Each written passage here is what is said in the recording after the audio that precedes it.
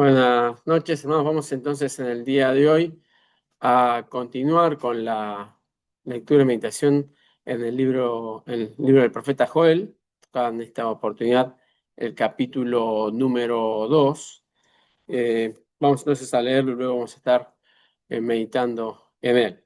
Dice en Joel, capítulo 2: Tocad trompeta en Sión y dad alarma en mi santo monte. Tiemblen todos los moradores de la tierra, porque viene el día de Jehová, porque está cercano. Día de tinieblas y de oscuridad, día de nube y de sombra. Como sobre los montes se extiende el alba, así vendrá un pueblo grande y fuerte. Semejante a él no hubo jamás, y después de él lo habrá en años de muchas generaciones. Delante de él consumirá fuego, detrás de él abrazará llama. Como el huerto del Edén será la tierra delante de él, y detrás de él como desierto asolado.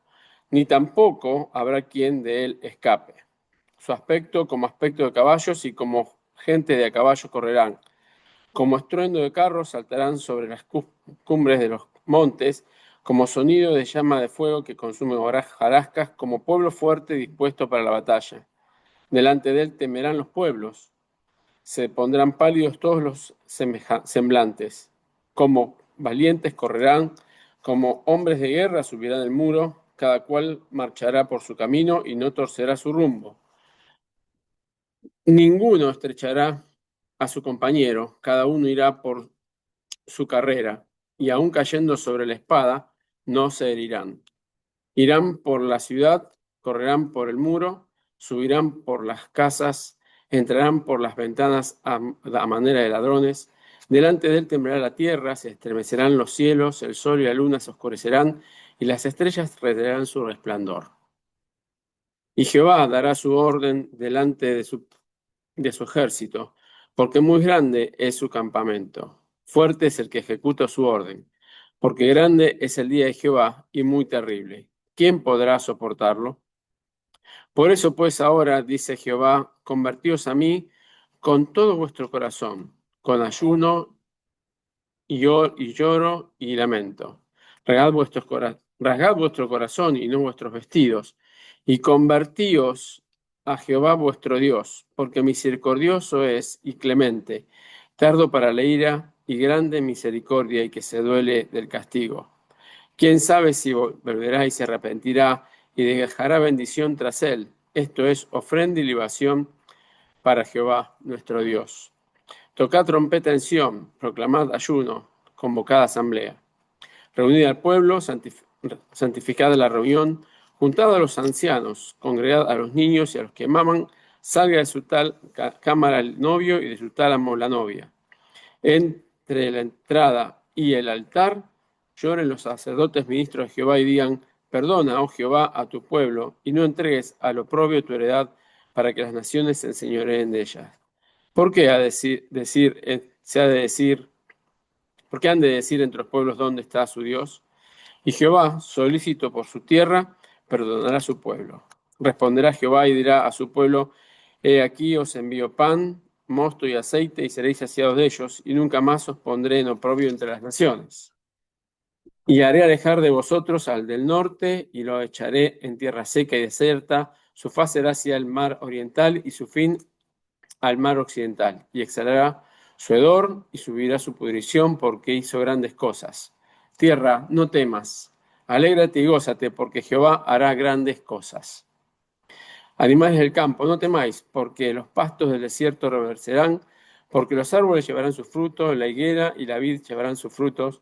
Vosotros también, hijos de Sión, alegraos y gozaos en Jehová vuestro Dios, porque os ha dado la primera lluvia a su tiempo, y hará descender sobre vosotros lluvia temprana y tardía, como en el principio.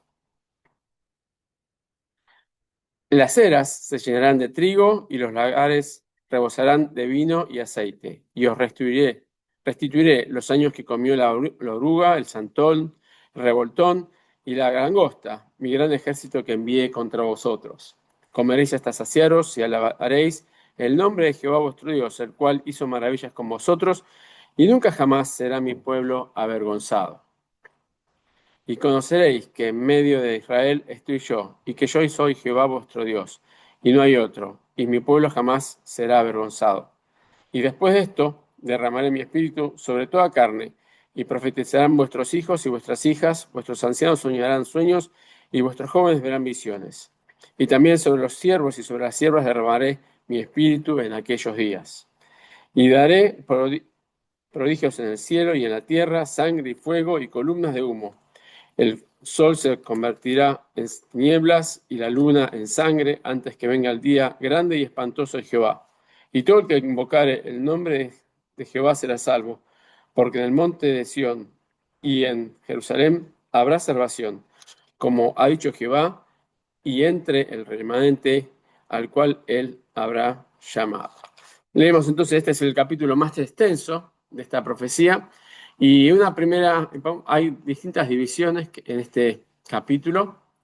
La primera parte, como hemos visto, es una descripción muy poética y gráfica de lo que va a ser, en primer término, las invasiones que habría de sufrir el pueblo de Israel como consecuencia de su desobediencia, el castigo que Dios él ya había advertido que vendría eh, como respuesta a ello. Pero también es una figura de lo que habrá de suceder cuando en el tiempo de la gran tribulación el pueblo de Israel habrá de sufrir las invasiones de parte del anticristo. Eso lo vemos también eh, en ciertos pasajes relacionados, eh, como por ejemplo vemos aquí estas figuras de estos caballos, esos valientes que corren sin ninguna fuerza que se los impida, permitido por Dios, como sabemos. Vemos también esta figura eh, bien gráfica y poética del versículo 3, donde eh, pasan realmente como una verdadera plaga, como era la misma plaga de las langostas, donde en un mismo lugar, antes que llegase la langosta, era un vergel, y luego cuando ésta termina de pasar, queda como realmente tierra arrasada. El versículo 3 habla de que delante de ellos estaba como el huerto del Edén y detrás un desierto asolado. Habla de la eh, cantidad y de la calidad de esta invasión que habría de llegar sobre toda la región. Y cómo esto finalmente, a pesar de lo que pudiese pensar, siempre está bajo el control, el conocimiento y control de Dios. Fijémonos cómo menciona que el Señor dará su orden delante de su ejército, porque es muy grande su campamento. Versículo 11, grande, fuerte es el que ejecuta su orden, porque grande es el día de Jehová y muy terrible.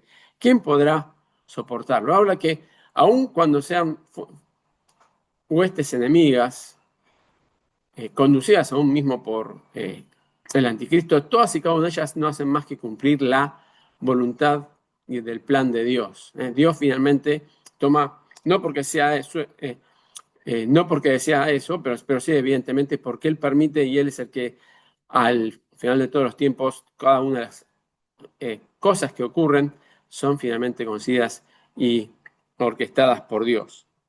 Y vemos como en el versículo 12 cambia el estilo de esta profecía. Primero, esta terrible descripción, un día de tiniebla, de oscuridad, como dice aquí, una oscuridad inexorable que hemos visto, como el alba se extiende sobre los montes y nadie ni nada puede evitarlo. Iba a llegar este ejército que iba también a consumir, que el cielo iba a cubrirse de una manera eh, como muchos testigos eh, comentan, el oscurecimiento que se produce cuando vienen estas mangas de langostas. Bueno, esa cantidad, eh,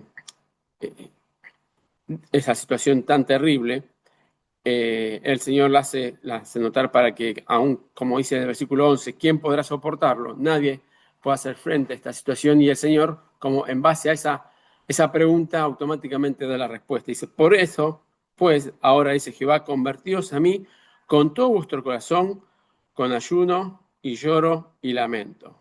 Rasgad vuestro corazón y no vuestros vestidos, y convertíos a Jehová vuestro Dios, porque misericordioso es y clemente, tardo para la ira y grande en misericordia, y que se duele del castigo. Esta expresión es donde es el punto de inflexión en el libro, porque hasta este momento vamos viendo primero una descripción de esta plaga que sufrió el pueblo de Israel, catastrófica, de las langostas, figura simplemente de lo que finalmente habría de pasar con las invasiones, todas y cada una de ellas, consecuencia de la dureza y del alejamiento del pueblo de Dios, del pueblo de Israel, de Dios. Y el punto de inflexión es aquí justamente donde dice, convertíos a mí con todo vuestro corazón. Habla también, hay una comparación, por así decir, con ese pasaje que encontramos en Isaías, donde el Señor llama a que se vuelvan a Él, que así como sus pecados fuesen de color rojo intenso, habrían de ser blancos, así el Señor también les invita a que vengan, porque Él dice, es misericordioso y clemente, tardo para la ira y grande misericordia, y que se duele el castigo. Y acá hay una pregunta en el versículo 14, retórica. No es que dude, sino justamente es una forma de enfatizar esta verdad. ¿Quién sabe si volverá y se arrepentirá y dejará bendición tras él? Eso es ofrenda y libación para Jehová, vuestro Dios. Es una pregunta para hacer énfasis en que el Señor, como leíamos recién, habrá de perdonar a aquellos que se realmente vuelven a Él, se convierten a Él y lo hacen sinceramente, no de una forma externa, como podían a veces. Por eso el Señor dice en el corazón, rajados las vestidas, sino solamente rajados los corazones, sino solamente los vestidos, sino hacerlo en forma verdaderamente sentida. Y acá encontramos otra vez otro toque de trompeta que habíamos encontrado en el versículo 1, ¿no? Dice, tocad trompeta en Sión. Ambos dice tocad trompeta, pero la trompeta tenía distintas utilidades, distintos significados. En el primer caso, encontramos un llamado de atención y de alerta. Cuando vamos a el libro de Números, donde se relata el uso de estas trompetas, distintos tipos que había, la utilidad de una de ellas era para llamar en señal de alerta por la guerra, la invasión o el peligro que venía, pero otro es este segundo uso, cómo cambia este mismo instrumento el significado. Tocad trompeta en Sión, proclamad ayuno, convocad asamblea, llamando no en alerta como señal de alerta por la invasión y el peligro y el daño que se aproxima, sino justamente convocando a todos al arrepentimiento, llamando a toda la nación. Fijemos que desde los niños, desde los ancianos, los niños, los que maman, todos sin importar su situación, todos son llamados a venir a arrepentirse y para justamente, como dice, digan, perdona, oh Jehová, a tu pueblo y no entregues a lo propio a tu heredad, porque las naciones, para que las señores se enseñoreen de ellas. ¿Y qué dice justamente el versículo 18? ¿Cómo responde el Señor? ¿Cómo el Señor va a responder? ¿Y cómo responde el Señor cuando acercándonos a Él lo hacemos sinceramente, reconociendo nuestros pecados? Solícito por su tierra, perdonará a su pueblo. Él primero se declara que es misericordioso, clemente, tardo para la ira, que se ve el castigo, y después esa declaración la pone en práctica, justamente en el versículo 18. Perdonará a su pueblo, no solamente que lo perdona y deja de haber este castigo, detiene el castigo, sino, como vemos a partir de aquí, el Señor empieza a suplir todo aquello que el pueblo había dejado de recibir y de necesitar, dejado de tener como consecuencia de su pecado. He aquí os envío pan, mosto, aceite y ceriza han sido ellos, y nunca más os pondré en oprobio entre las naciones. Este es evidentemente una promesa que aún falta por cumplir. Esta promesa del Señor que habrá de llevarse a cabo, como sabemos, en su retorno junto con la iglesia para reinar esos 1000 años con su pueblo en la tierra. Y vemos a partir justamente del versículo 22, cómo cada una de las calamidades y cada una de las distintas desgracias que el pueblo había estado sufriendo en el capítulo número 1, el Señor las va componiendo. Dice, animales del campo no temáis, porque los pastos del desierto reverdecerán, porque los árboles llevarán su fruto, la higuera y la vid darán sus frutos. Cuando en el capítulo anterior, versículo 18, hablaban que las bestias gemían, ¿sí? Porque no tenían pastos, habían quedado desolados los rebaños. Y en el versículo 23 también nos habla de que dado la primera lluvia, y hará descender sobre nosotros lluvia temprana y tardía como al principio. Y lo vemos como en el versículo 12 del primer capítulo habla que la vid está seca y pereció la palmera, producto justamente de el, eh, el ciclo del agua que el Señor detuvo, como la lluvia se había detenido y como el Señor lo había prometido, les había hecho notar a los israelitas que la tierra de ellos, que es fértil y productiva que ellos tenían, no era como la de Egipto, que contaban con el río Nilo en forma permanente, sino que dependía pura y exclusivamente de las lluvias que el Señor, como sabemos, más de una vez detuvo para mostrar su poder y también como desafío a los falsos dioses que ellos tenían, muchos de ellos relacionados con la lluvia, la fertilidad, como bien mostrándoles que no eran verdaderos dioses, y cómo esa lluvia faltante o presente impactaba directamente en la provisión que Dios le daba. Y finalmente cierra eh, el versículo el versículo 24 dice, las eras se llenarán de trigo y las lagares rebosarán de vino y aceite, y lo encontramos también relacionado con el versículo 10. El campo está asolado, se enlutó la tierra, porque el trigo se ha destruido, se secó el mosto, se perdió el aceite. Y vemos como este era un juego muy típico de la poesía y de la escritura eh, de Medio Oriente.